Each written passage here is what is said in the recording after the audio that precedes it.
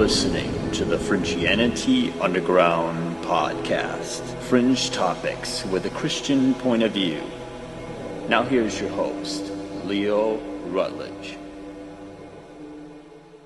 Today's episode is about the condition known as Depersonalization Disorder. This is my personal account of it. Since I have this to a certain degree sometimes, not all the time, but it does come and go, I guess. This is my journey through it for other people who may have this, who are Christian, or looking for somebody dealing with the same thing, or anybody who's trying to cure this, that's Christian, that's seeking others who might be dealing with it to help. It's really for both. I'll get into what it really is to have depersonalization disorder and stuff like that, and where I think I got it from. And basically you'll find out through the video that I'm going to play what it is if you don't know, because it's very rare and it doesn't seem like many people talk about it, not too many people study it or really look into it, but people really do have this. So with that, let's begin the show.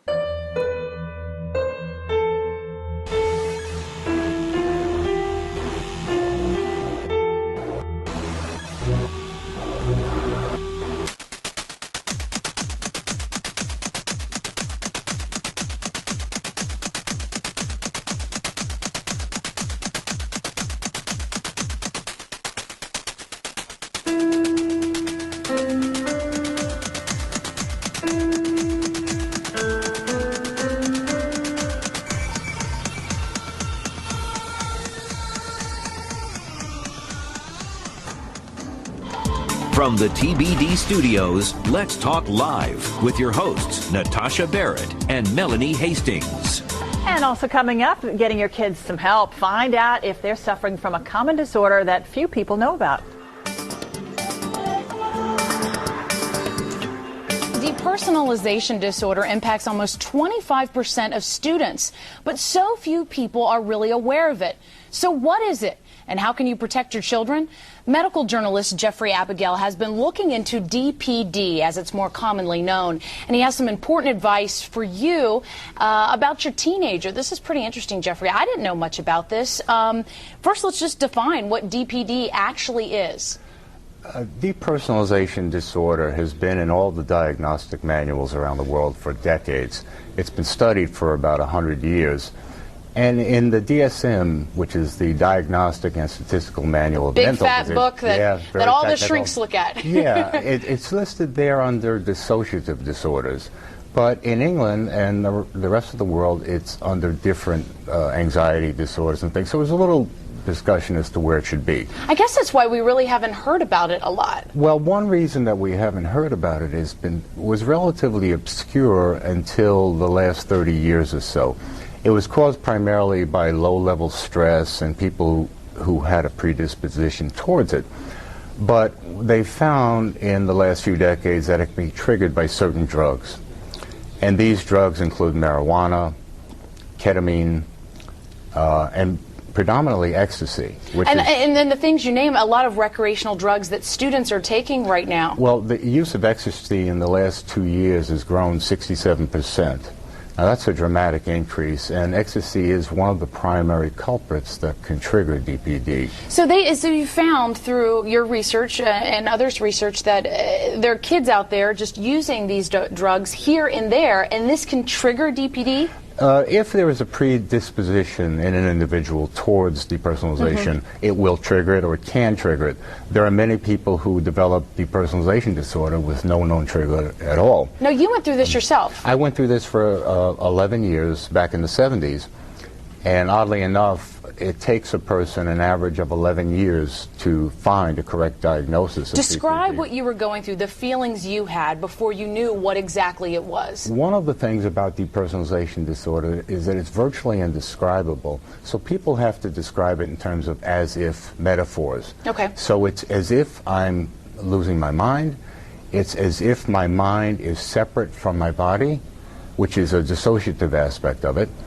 There's also a period of emotional numbing. It's as if I have no emotions, and basically the loss of the self. I feel as if I have no self, I have no personality, yet you're always aware of this.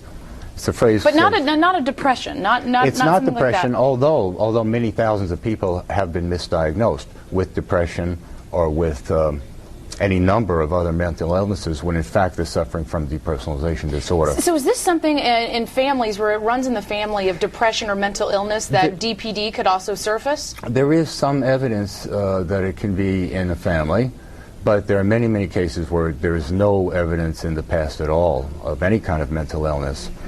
And I said, obviously there are many people who do all kinds of drugs all day long and remain immune to it. But there is in the brain a predisposition towards DPD. In many people, we don't know the exact number of people, and these things can trigger it, but so can various degrees of stress. During the 11 years you were dealing with it, how long before you realized or were diagnosed and got some help? It was 11 years until I received the diagnosis. I managed to meet a very brilliant psychiatrist when I was living in California who was familiar with it. And to date, there are still very, very few specialists around the world who are familiar with it. Now, what happened in the 1990s, it began to come out of the woodwork with websites that people created for sufferers of depersonalization with information about it and research. And that's what's kind of changed the whole face of it. To my knowledge, this is the first television show in history to actually mention the term depersonalization disorder. Making history here. You may be making history, and hopefully it'll continue. How do people know that others are going through it? Because the characteristics that you described were so broad about what you were feeling, and obviously they could be diagnosed as depression and a number of other things with doctors and their patients. Can other people, like when you were going through that, would I be able to see it in you if I was a friend? Very often friends, family never suspect that anything is wrong because people with depersonalization become masters at maintaining a front, putting up the normal appearance. One of the symptoms of it is people feel as if they're acting like a robot, as if they no longer have a soul, but they're just going through the motions of life. So they are still able to go through the emotions of life. The only difference is they may not laugh as much, they may seem more withdrawn or preoccupied. They may, because excessive rumination is also a symptom of it. There is an over-consciousness of the self on the self. So they're trying to put on a face. It's like when you Always. have a bad day, but bad example, this might work. You have a bad day, you're putting on that act to get through the day. And part of it, going through the motions, is a way of maintaining one's sanity because it's proof to yourself that you're not crazy because you can still do the things that you had done before.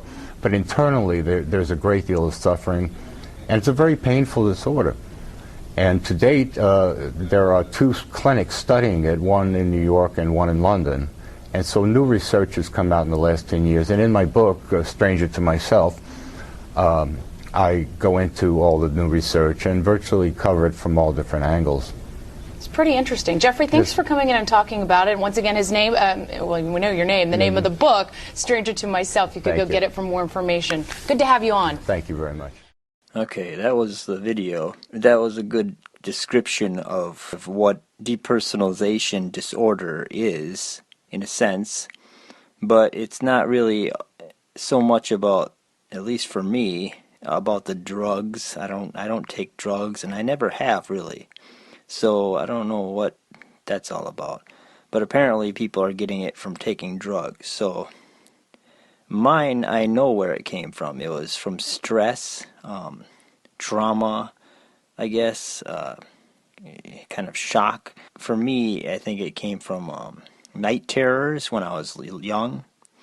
And it separated me from myself, I guess, in some way. I don't know, I'm analyzing myself as I do this, just literally straight up talking about it. My personal extent of how I feel about it is it's like you're in your body, but you're looking through your eyes and everything outside of your eyes seems unreal.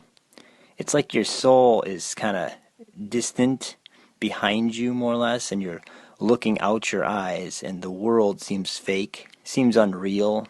And with that, it makes it to where you can be unemotional sometimes when you probably would be, or you'd be distant from people, or you just can't relate to people in general. And that's a big thing for me. I can't really relate. I just don't relate to people. And I really believe, I'm a Christian and I believe in Jesus and everything. I just look at people and it's like I just don't relate to a lot of people. Unfortunately, I mean, that's hard on being friends with people, and that's why I don't really seem to click with any people as friends completely. It's like I like to talk to people, but it's like I'm distant, and then I'm just like there, and then I'm gone. I'm just friends and saying stuff to people, and then some time goes past, and I haven't said anything to them because I just don't think about it because it's like I'm distant. I don't understand how to be friends with people or something, I guess. I'm analyzing myself here, so I really feel weird doing this, but I figured I found this out recently and I feel like I have to talk about it because I think that other people out there or somebody out there might be experiencing this and still be lost in this and wondering, gee, like if they're a Christian, they're probably like thinking, well, is there something wrong with me? Am I a bad person? Am I not saved? Or am I distant from Jesus? It's like you're a robot, kind of. And that's the way you kind of feel like you're a soul working a robot body. It's like when you get in your car, it's like you're alive, but the car's not. And so when the car doesn't feel, that's kind of how it feels. Although I do feel and everything, and I physically can experience things, and there is joy, and you can smile, and you feel like you're being fake, even though you're probably being real. It's just you feel like you're putting on a show to try and be normal, to be like other people. And that bothers me because I don't like to be unreal with anybody. This show, I really am honest completely with everybody about things, about how I feel about stuff. I try to be honest. That's pretty much why I'm doing this. But like I said, it's for reaching people who might be dealing with this issue, because I recently just finally found it. So after so long, it's been amazing that I could finally actually find out what this is. So I guess I'll just give an account of my experience in life with this, and I guess I'll just begin when I had night terrors. I think I've told this story before on my first show, I think, but it's kind of explains everything. Is I had night terrors when I was, I don't know, 8 through age 10 or somewhere in there. So I used to have these terrible nightmares, these evil, it's like I literally experienced hell. So I basically was normal at that time. Never had any real issues. I felt normal. I didn't feel distant or any of that stuff. I felt like a normal kid with normal life. And then the night terrors began.